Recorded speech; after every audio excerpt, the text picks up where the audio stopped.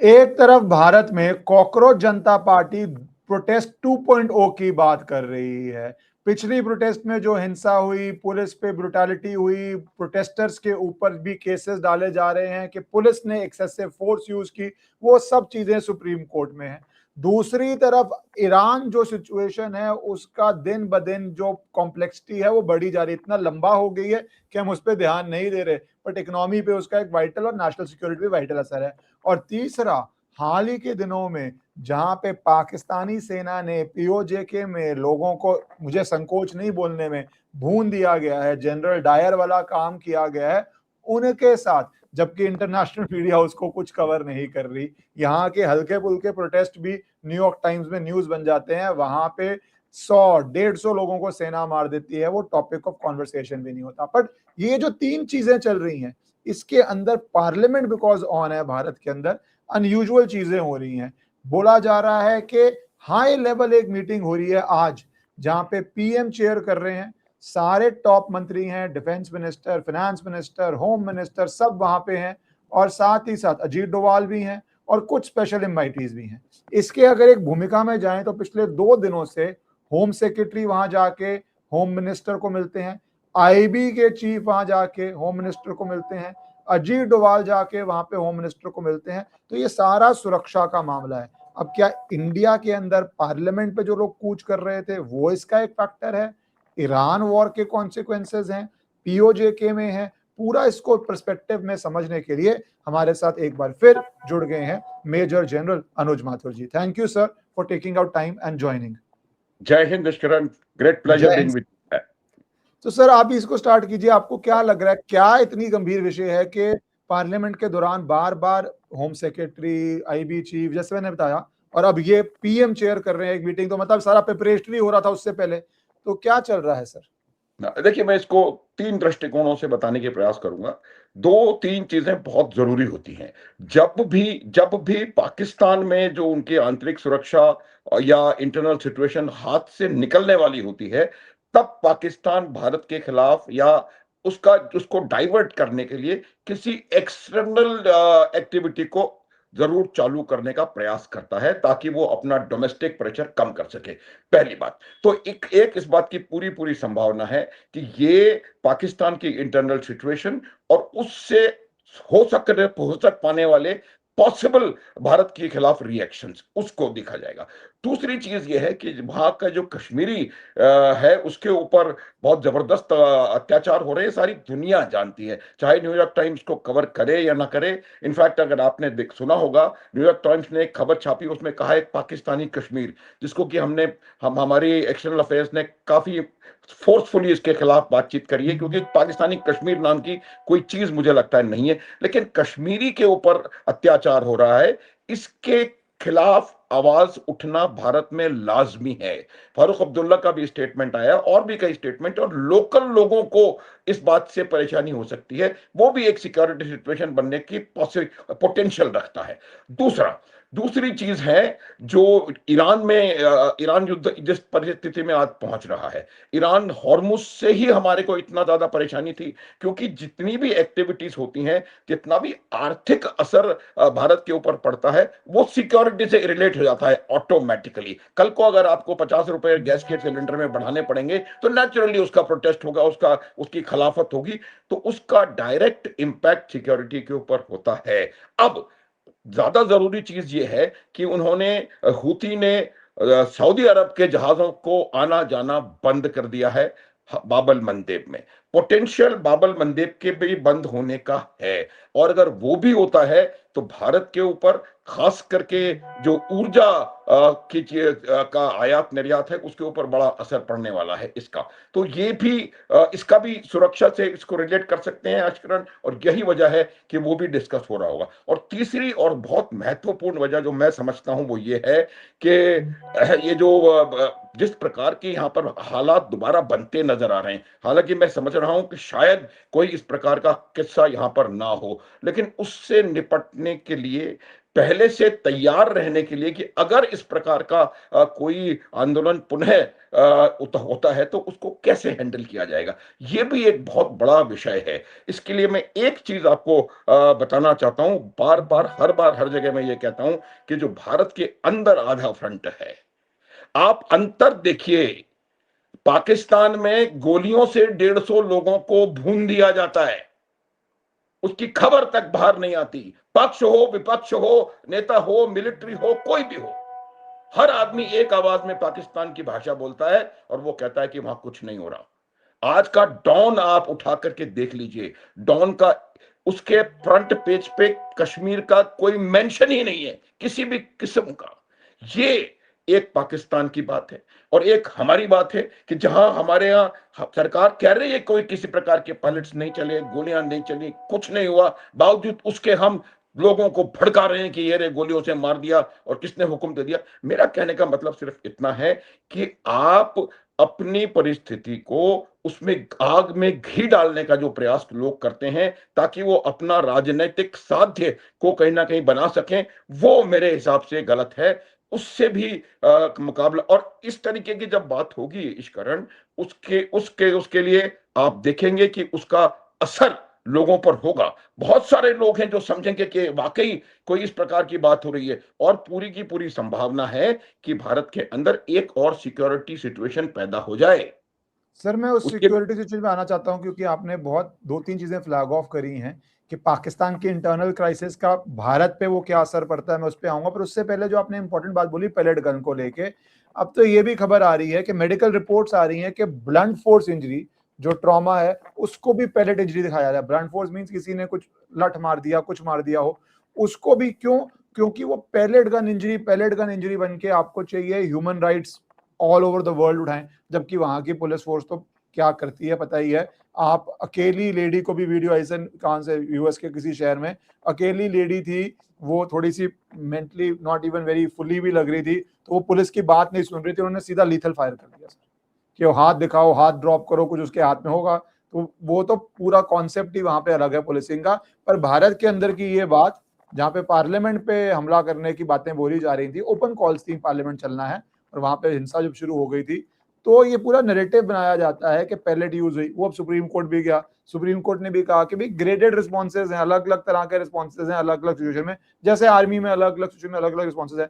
तो सर आप क्या देखते हैं, ये जो इंडिया के इंटरनल आपने बात की कि ये और ज्यादा कोशिशें होंगी इस समय, क्योंकि दूसरी आपकी बात से लिंक करूं कि इकोनॉमी में तो एक असर आएगा ईरान की वजह से, महंगाई बढ़ने की संभावना है और वो अनरेस्ट करती है। डू यू थिंक उस अनरेस्ट को हिंसक की तरफ जाने की भी कुछ ताकतें कोशिश करेंगी?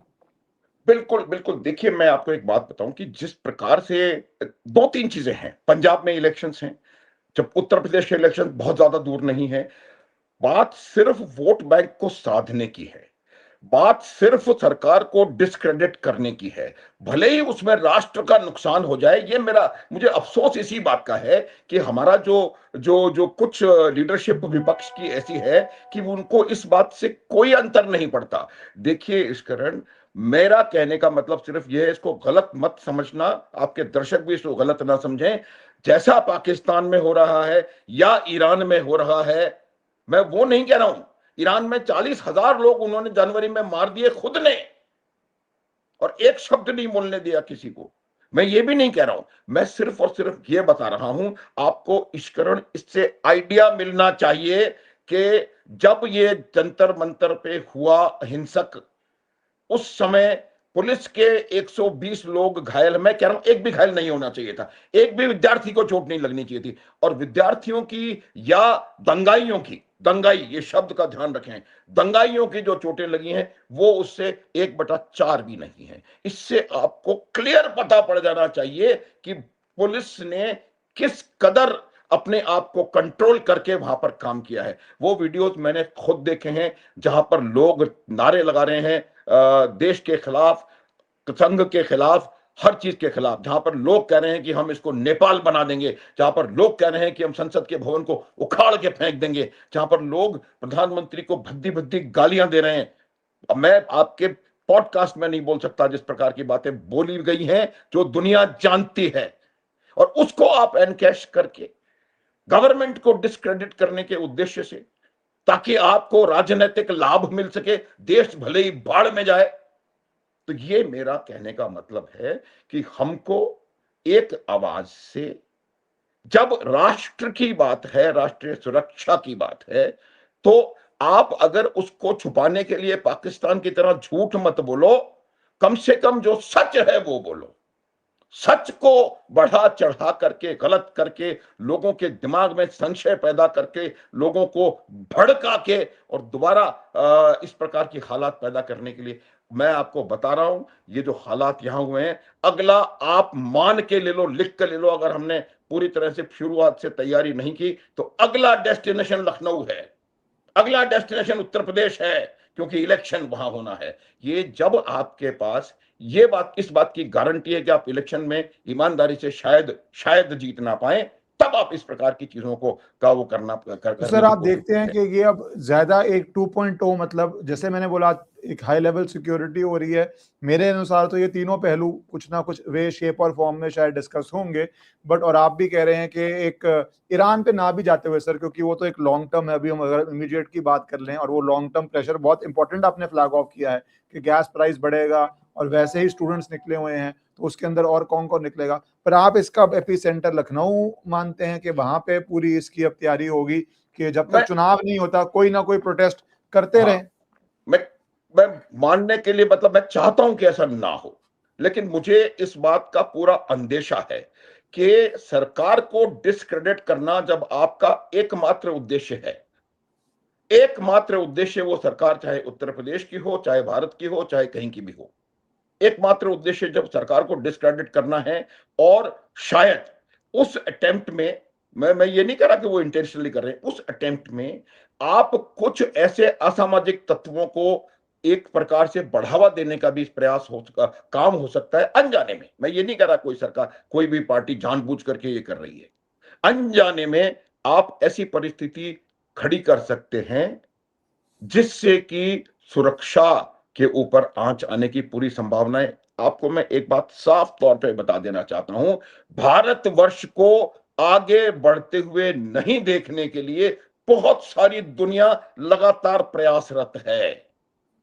सर अमेरिका कई तो चाइना से इसमें लेकर के। पॉलिटिकल, सर पॉलिटिकल पार्टीज का बोल रहे हैं कि अनजाने जाने वो जो भी है, कई एनजीओज तो एक्टिवली अनरेस्ट क्रिएट करने की मंशा से ही बैठते हैं, फंडिंग बिल्कुल ही मैं उस पे वही कह रहा बेचते हूं, बिल्कुल वही मैं कह रहा हूं, मैं यही कह रहा हूं कि जो जॉर्ज सोरोस है, उन लोगों ने अरबों रुपए, अरबों डॉलर सेट असाइड करके रखे हुए हैं कि भारत में अशांति हो, भारत के चारों तरफ अशांति हो, सिर्फ भारत में नहीं। जो श्रीलंका में हुआ, जो बांग्लादेश में हुआ, जो नेपाल में हुआ, उसका भी डायरेक्ट इंपैक्ट भारत के ऊपर होता है। भारत के पड़ोसी देश हैं, हैं। वहां के जैसे लोग भारत में हैं, श्रीलंका जैसे लोग भारत के दक्षिण भारत में रहते हैं, बंगाल के और हमारे एक हैं, हम लोग इकट्ठे, एक देश था आज से लेस देन 100 years ago, सब इकट्ठा था।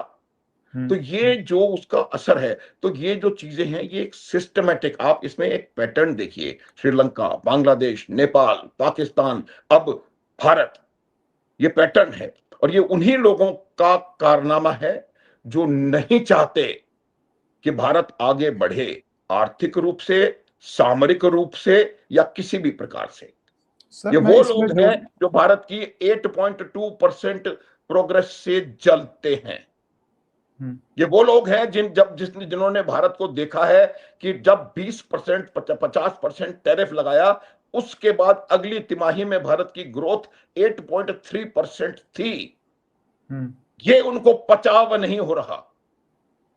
तो ये जब चीजें होती हैं, और इसमें आप उस ज्वाला को धधकाने के लिए आपको यहां पर किसी प्रकार का पेटर्नेज मिल जाता है। ये मैं बार बार बताऊंगा कि वो जो आधा फ्रंट जिसकी बात जनरल बिपिन रावत करते थे कि हमें 2.5 फ्रंट के ऊपर लड़ने के लिए तैयार रहना है, ये वही आधा फ्रंट है। और ये आधा फ्रंट वही है जो कि भारत को आंतरिक रूप से कहीं ना कहीं कमजोर कर रहा है। आप याद करिए 2 स्टेटमेंट्स। पहला स्टेटमेंट मुनीर का, मुल्ला मुनीर का, उन्होंने फ्लोरिडा में जाकर के एक स्टेटमेंट दिया था कि अगला हमला भारत के ऊपर पूर्व से होगा। ये जो हो रहा है बांग्लादेश में, वो उसी चीज की तैयारी है। कि वो जब कहा गया, जब ममता बनर्जी इलेक्शन हार गई, तो जमाते इस्लामी की ओर से ऑफर आया कि हम आपके साथ हैं, आप भारत के साथ बगावत करो। ये वही चीज है। अब जब ये हो रहा था तो ओपन लेटर आया जमाते इस्लामी का कि हम भारत के स्टूडेंट प्रोटेस्ट के साथ हैं। ये तमाम चीजें इस बात को दिखाती हैं कि भारत में अशांति फैलाने के लिए America deep state, ISI, China कोई भी स्टोन अनटर्न्ड नहीं छोड़ेगा। और उसको हम, हमारे यहां पर कुछ लोग हैं जो उसको और बलवती करते हैं और उसको ताकत प्रदान करते हैं, और उसकी वजह से भारत में सुरक्षा की सिचुएशन हो सकती है। और ये मीटिंग्स जो लगातार हो रही हैं इसी वजह से हो रही हैं। और मैं आपको ये भी उसी सर मैं सांस थोड़ा में कह, हाँ सॉरी, मैं पीओजे हाँ के भी उसी आना सांस में चाहता मैं हूँ ये सर। भी कह सकता हूं कि हम, चूंकि हमने इसको एंटिसिपेट करके रखा है, तो इसके लिए हम पूरी तरह से तैयार रहेंगे और सिचुएशन को हाथ से बाहर नहीं जाने देंगे। लेकिन एक चीज मैं बता देना चाहता हूं कि जब पुलिस के ऊपर इस ब्रुटैलिटी के साथ हमला होता है, वो स्पेशल एक्शन फोर्स का लड़का जिसको 20 आदमियों ने मिलकर बुरी तरह पीटा, अब आप मुझे बताएं, अगर आप पुलिस वाले हैं तो क्या करेंगे? तो मेरा सर यह वही मानना है। तो, क्योंकि मेरा तो मानना सर, से मैं ऐड कर दूं बात एक, कि ये पूरा एक टारगेट है कि आप किस तरह पुलिस को कटघरे में खड़ा करें कि अगली बारी आप प्रोटेस्ट करें। एक तो उनको आप पीटें, फिर आप उनके अगेंस्ट कोर्ट में भी जा रहे हैं कि ये पुलिस ने गलत, किसी भी पुलिस ने एक्सेस किया तो ऑब्वियसली लॉ फेस करेगा ही, बट आप पहले मारें और वो वीडियो में ना आए और आप एक्सेस दिखाएं तो वो उसके करियर पे एक असर पड़ता है, is in a government job. और तीसरा सर, अब जो सुप्रीम कोर्ट चले गए हैं गन्स को, पैलेट गन्स को, ये को ग्रेडेड, तो एक बहुत वेल थॉट आउट हर तरह से घेरने की स्ट्रैटेजी है कि पुलिस भैया डिफेंसिव पे रहे। पर सर मैं थोड़ा पोर्शन पीओजेके का भी कवर करना चाहता हूं। तो उसके अंदर पीओजेके में इन्होंने इतने लोगों को, 150 लोग कहा जा रहा है मार दिया गया, कुछ लोग कह रहे हैं 200 मार दिया गया। उसके बाद भी कहा जा रहा है रावल कोर्ट में ये प्रोटेस्ट चल रहे हैं, वो कह रहे हैं ब्रुटैलिटी, टारगेटेड किलिंग के खिलाफ हम हैं। आप सोशल मीडिया पे भी उनका चल ही रहा है।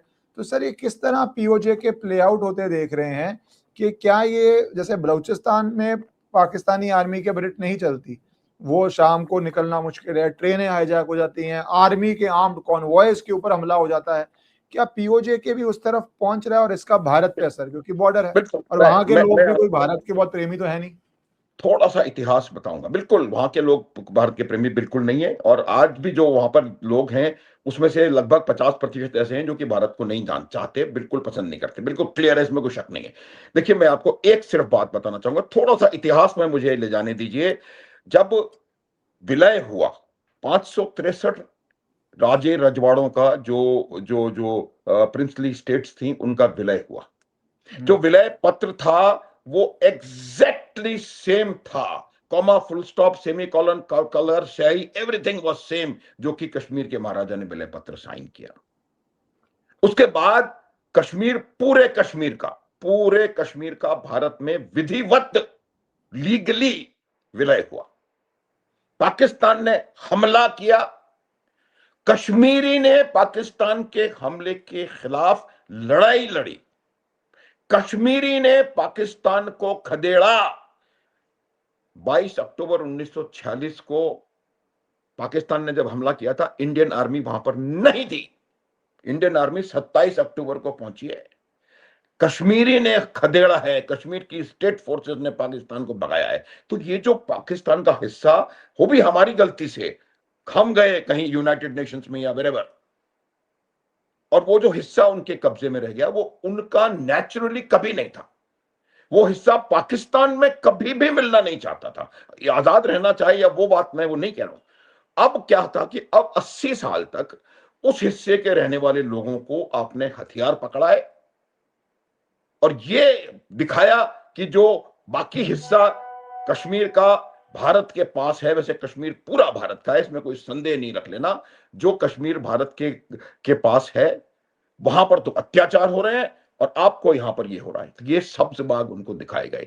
और अब जब वो कश्मीरी भारत में प्रगति देख रहा है, दुनिया का सबसे ऊंचा रेलवे पुल देख रहा है, 50 टनल्स वहां देख रहा है, आईआईटीज, आईआईएम्स, एआईएमएस और पता नहीं कितने मेडिकल कॉलेजेस, इंजीनियरिंग कॉलेजेस वहां पर देख रहा है, कितनी खुली छूट आजादी वहां पर देख रहा है, करोड़ों 3 से 4 करोड़ सैलानी आते हुए वहां देख रहा है, पूरी प्रगति वहां देख रहा है, लाइट देख रहा है, सस्ता आटा, सस्ती चीनी, सस्ती बिजली, सस्ता तेल, ये देख रहा है। तब उसको पता पड़ा कि पिछले 80 साल तक पाकिस्तान की सेना ने और पाकिस्तान की आईएसआई ने सिर्फ और सिर्फ आतंकवादी कैंप, आतंकवादी लॉन्च पैड्स और आतंकवाद की परेडें, जम्मू कश्मीर जो पाकिस्तान के अनधिकृत कब्जे में कश्मीर है, वहां पर कश्मीर के लाइन ऑफ कंट्रोल के दोनों तरफ के कश्मीर को हथियार, हमने किसी को हथियार नहीं दिया, ना उधर ना इधर, दोनों तरफ के कश्मीरियों को पाकिस्तान की आईएसआई ने हथियार पकड़ाए, आपस में उन दोनों को लड़ाया, क्योंकि पाकिस्तान की सेना और आईएसआई के सर्वाइवल की एकमात्र जो कड़ी है, एकमात्र चीज, वो कश्मीर है। जिस दिन कश्मीर का मसला हल हुआ, उस दिन की पाकिस्तान की आर्मी विल बी इररेलेवेंट। इसलिए हाँ, पाकिस्तान की आर्मी नहीं चाहती।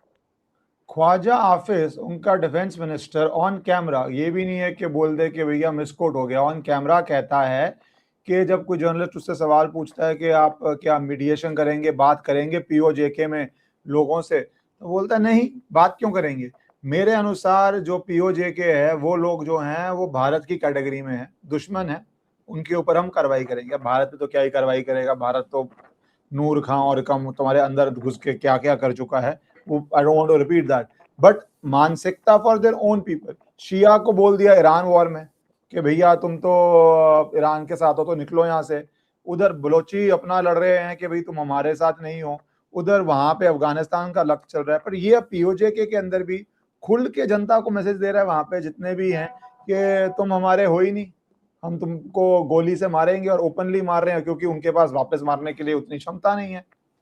देखिए, ये पहली बार नहीं कहा है, इसी ख्वाजा आसिफ ने सिमिलर स्टेटमेंट आज से 1 सवा महीने पहले भी दिया था।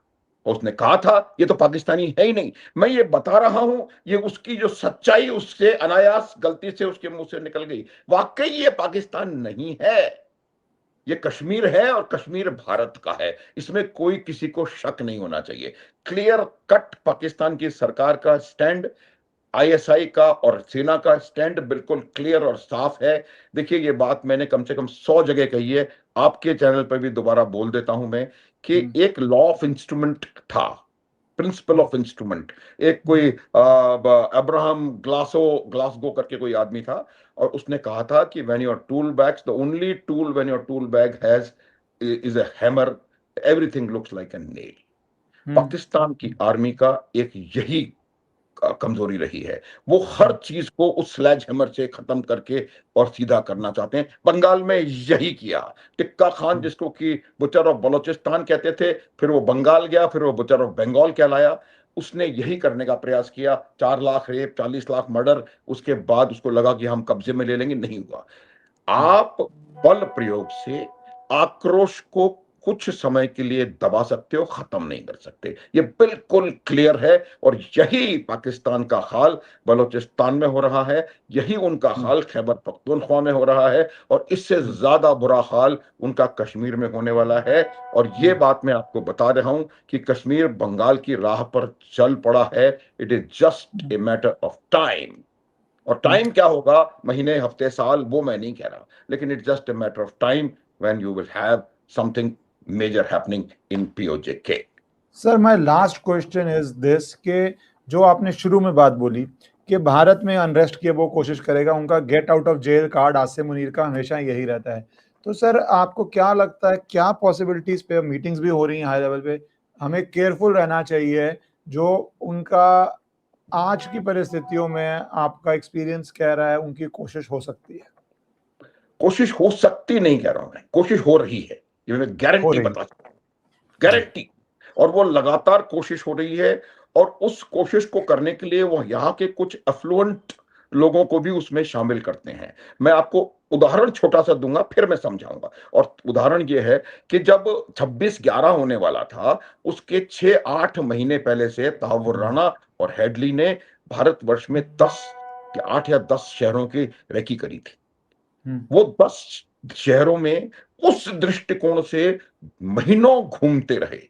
उस समय उनको लॉजिस्टिकल सपोर्ट मिला होगा, एडमिनिस्ट्रेटिव सपोर्ट मिला होगा, गाइडेंस मिली होगी, भोजन, खाना, पानी सब मिला होगा और उनको कहीं न कहीं आश्रय मिला होगा, कहीं न कहीं उनको दिखाया गया होगा। ये कैसे हुआ?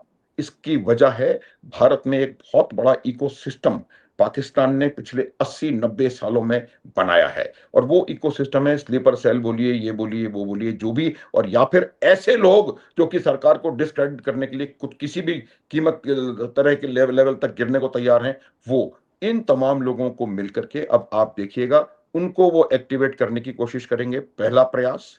दूसरा प्रयास उनका ये होगा कि अपने इंटरनल इश्यूज से डाइवर्ट अपने अवाम का अटेंशन करने के लिए वो या तो अफगानिस्तान के खिलाफ कुछ करेंगे, भारत के खिलाफ तो करने में उनको मुझे लगता है अभी वो काफी साल तक सोचेंगे क्योंकि जिस प्रकार की क्लॉबरिंग उनको मई पिछले साल हुई है वो जानते हैं। बाकी लोगों को पता हो या ना हो, नैरेटिव कोई भी बिल्ड किया हो, लेकिन पाकिस्तान की सेना को ये निश्चित रूप से पता है कि उनका क्या हाल हुआ था 7 से 10 मई 2025 के बीच में, तो वो जानते हैं। तो मुझे लगता है कोई डायरेक्ट ऐसा एक्शन होने की संभावना नहीं है, लेकिन लोगों को इंस्टिगेट करना पहली बात, जो एक माहौल बना हुआ है उसको दोबारा कहीं ना कहीं किसी प्रकार से उसको आगे बढ़ाने की कोशिश करना, फंडिंग, पैसा पंप करना। आप देखें पिछली बार जो जंतर मंतर पे हुआ उसके लिए खाने के ऑर्डर्स कतर से आ रहे थे, जर्मनी से आ रहे थे। जर्मनी से मुझे लगता है वो राठी अंकल बैठे हैं उधर, उन्होंने कुछ किया होगा। तो मेरा कहने का अर्थ यह है कि उस नेटवर्क को वो एक्टिवेट करने की कोशिश करेंगे। हमें सरकार की तरफ तो तौर पे, इंटेलिजेंस एजेंसीज के तौर पे हमें बहुत ज्यादा सजग रहने की आवश्यकता है। दूसरी चीज हमें बहुत इंपॉर्टेंटली जो करने की आवश्यकता है वो ये है कि हालांकि हमारी बॉर्डर और लाइन ऑफ कंट्रोल पे जो चीज है वो काफी अच्छी है, लेकिन उसको और सशक्त मजबूत करना और किसी भी प्रकार का इन्फिल्ट्रेशन कहीं से भी इंक्लूडिंग बांग्लादेश नहीं होने देना, दूसरी बात। तीसरी बात यह है कि किसी भी प्रकार के मिस एडवेंचर, पाकिस्तान के मिस एडवेंचर के लिए तैयार रहना, सैन्य रूप से और अदरवाइज। और चौथी बात मैं सबसे बड़ी कहूंगा कि हमारे अंदर जो लोग हैं उनको जब आप राष्ट्र को ऊपर रख दोगे अपने राजनीतिक हितों से, तो मुझे लगता है चीजें बिल्कुल सामान्य रहेंगी भारतवर्ष में। आपको इंस्टिगेट करने की जरूरत नहीं है। वो लोग जो राम मंदिर के खिलाफ 25 वकील खड़े करके उन्होंने सालों केस लड़ा है, वो आज राम मंदिर की आरती कर रहे हैं। तो मेरा कहने का अर्थ यह है कि हमें प्रयास ये करना चाहिए कि जो भी लोग हैं, लोग जो आम जन है, वो इस बात को समझे कि ये जो इंस्टिगेशन किया जा रहा है, चाहे वो पायलट गन के हो या किसी भी तरीके से हो, उसकी ज्यादा बड़ा कारण हम लोग नहीं है। उसका कहीं ज्यादा बड़ा कारण पाकिस्तान की आईएसआई, चाइना और अमेरिका की डीप स्टेट, वो लोग जो कि सिस्टमेटिकली नहीं चाहते कि भारत आगे बढ़े, प्रगति करे और भारत एक संपन्न राष्ट्र बने 2047 तक या जब तक भी बनना है। तो ये मेरा मानना है कि उस साजिश को हमें कहीं ना कहीं तोड़ने की आवश्यकता है। सजग रहना, अफवाहों से बचना और सिक्योरिटी को फुल प्रूफ बनाना, ये तीन मेरे हिसाब से बहुत इंपॉर्टेंट काम रहेंगे। Thank you sir. आपने जो ये होम मिनिस्ट्री की मीटिंग हो रही है या पीएम जो मीटिंग चेयर कर रहे हैं उसके कॉन्टेक्स्ट में डाला, और प्लस लोगों को भी क्या ध्यान रखना चाहिए, सावधान रहना चाहिए, जो बहुत जरूरी है क्योंकि we are in very very sensitive times. आपका समय के लिए सर बहुत बहुत धन्यवाद। Pleasure as always listening to you. Thank you very much. जय हिंद। जय हिंद सर।